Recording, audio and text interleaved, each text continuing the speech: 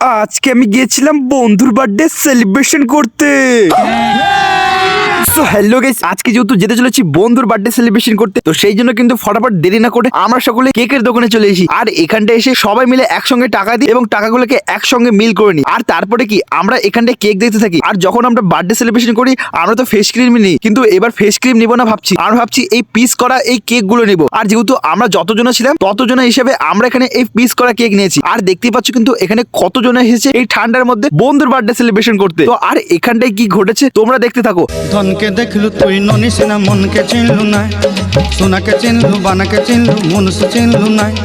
ধন নাই বলি মোর পাকে ননি তার কাজে উঠি গল। ধন আছে সিনা মন নাই তাকে তুই জানি না পারিলু।